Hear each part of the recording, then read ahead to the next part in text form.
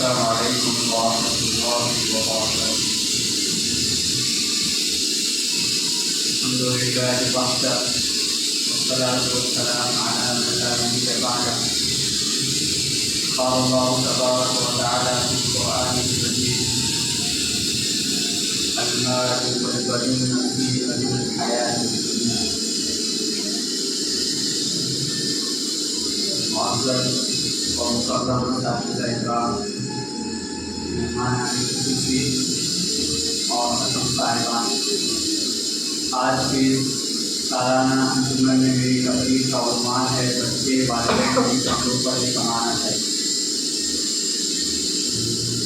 اللہ تعالیٰ نے اس کائنات میں انسان کو بے شمار نعمتوں سے نوازا ہے، جس میں اولاد بڑی عظیم ترین نعمت اور انمول عطیہ ہے۔ ہر ماں باپ کی آنکھوں کی ٹھنڈک اور دل کا سرور ہے۔ ان بچوں سے ہمارے امیدوں کی روشن امیدیں وابستہ ہیں، ان بچوں سے ہماری مستقبل کی روشن امیدیں وابستہ ہیں۔ اللہ تعالیٰ نے اس کی اہمیت کو بیان کرتے ہوئے سورہ نحل آیت نمبر 72 میں ارشاد فرمایا: وَاللَّهُ جَعَلَ لَكُم مِّنْ أَنفُسِكُمْ أَزْوَاجًا وَجَعَلَ لَكُم مِّنْ أَزْوَاجِكُمْ بَنِينَ وَحَفَدًا۔ اللہ تعالیٰ نے تمہارے لیے تم میں سے ہی تمہاری بیویاں اور تمہاری بیٹے پیدا کیے، اور تمہاری بیویوں سے تمہارے لیے بیٹے اور پوتے پیدا کیے۔ انسان ہی نہیں، اس کائنات میں ہر جانور کو اپنی بچوں سے بے پناہ محبت ہوتی ہے، اور اس کا تعلق ذلت اور فطرت سے ہے۔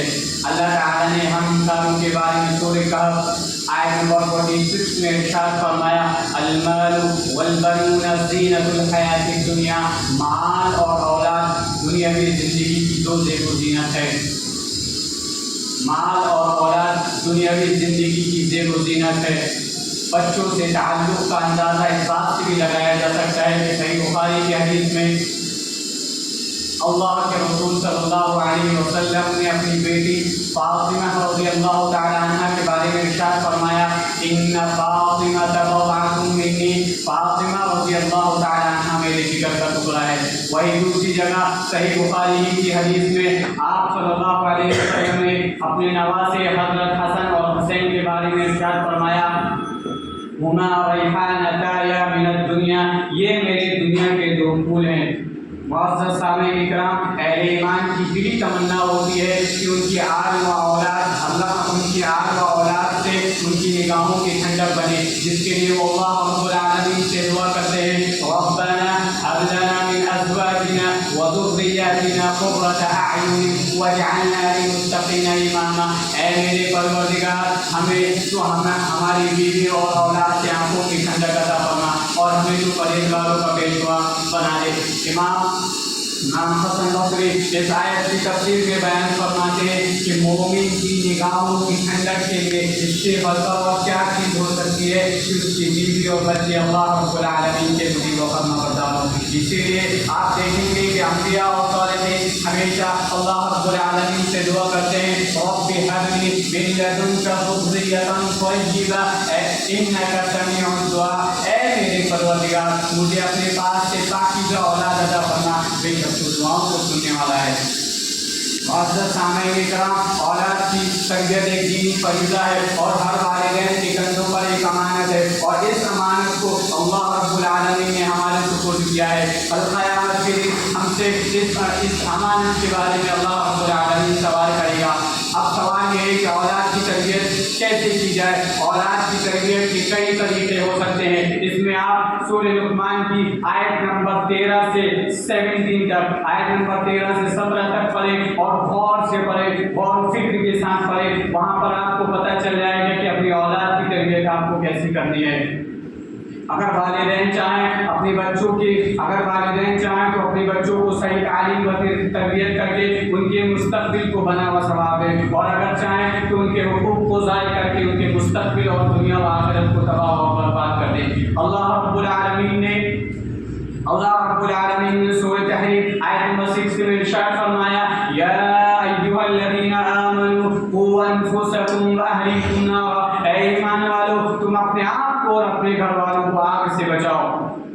اولاد کی تربیت ایک دینی فریضہ ہے اور والدین کے کندھوں پر ایک امانت ہے. اس کا اندازہ اس بات سے بھی لگایا جا سکتا ہے کہ صحیح بخاری کی حدیث میں ابن عمر رضی اللہ تعالیٰ عنہ بیان فرماتے ہیں نبی اکرم صلی اللہ علیہ وسلم نے ارشاد فرمایا کلکم راع وکلکم مسئول عن رعیتہ. تم میں سے ہر شخص نگراں اور محافظ ہے اور ہر شخص اپنے ماتحتوں کے بارے میں پوچھا جائے گا. اس لیے ہر مسلمان مرد اور عورت کو یہ احساس و ذمہ داری ہونی چاہیے کہ وہ اپنے بچوں کے تربیت کے لیے فکر مند ہو اور انہیں اعلیٰ سے اعلیٰ تعلیم اور ڈگری دلانے کے ساتھ ساتھ انہیں اچھا مسلمان بھی بنائیں. یقین جائے آج کے اس دور میں اولاد کا فساد و بگاڑ بالکل عام ہو چکا ہے. گھر گھر کی یہی کہانی بنتی جا رہی ہے.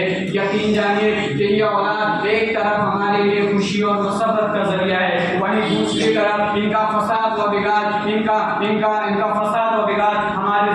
ہماری زندگیوں میں الفتوں اور مصیبتوں سے بھر دینے کے لیے کافی ہے. اسی سماج و معاشرے میں جس کا ہم اور آپ حصہ ہیں, دیکھتے ہیں کہ کتنے ایسے والدین ہیں جو اپنے بچوں کی نااہلی اور شرکسی پر خون کے آنسو روتے ہیں اور دل سے یہ آگ نکلتی ہے کہ کاش یہ دن دیکھنے سے پہلے ہم مر گئے ہوتے.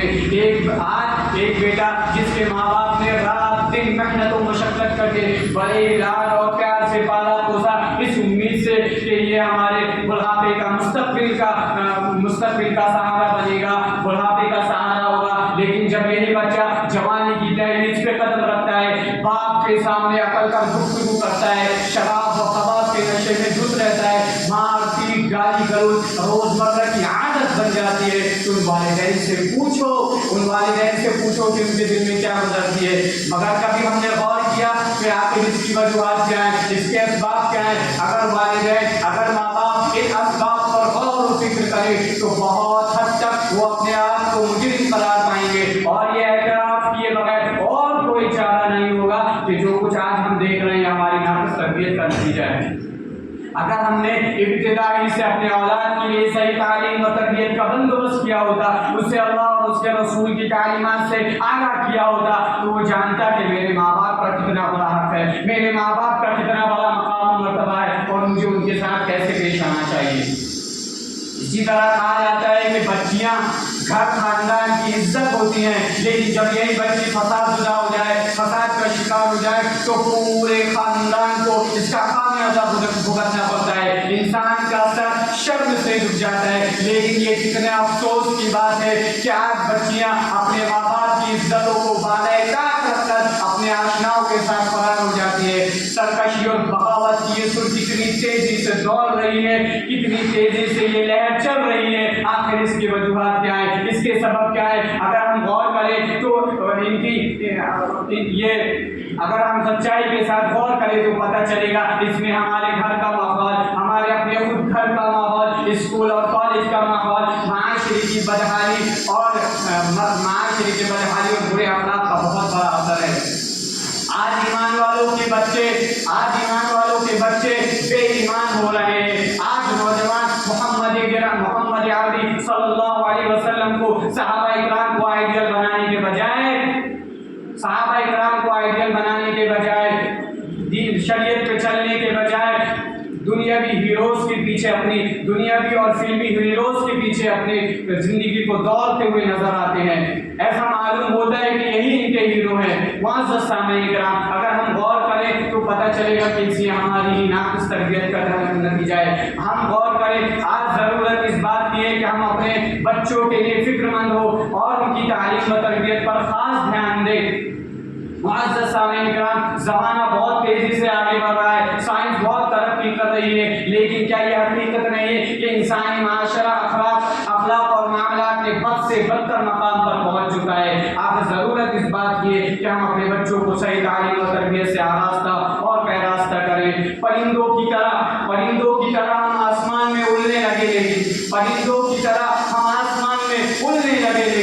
انسانوں کی طرح زمین میں چلنا نہیں آیا. آخر میں اللہ تعالیٰ سے دعا ہے کہ اللہ تعالیٰ ہم سب کو اپنے بچوں کی صحیح تعلیم و تربیت کرنے کی توفیق عطا فرمائے. آمین. وآخر دعوانا الحمد للہ رب العالمین. السلام علیکم ورحمۃ اللہ وبرکاتہ.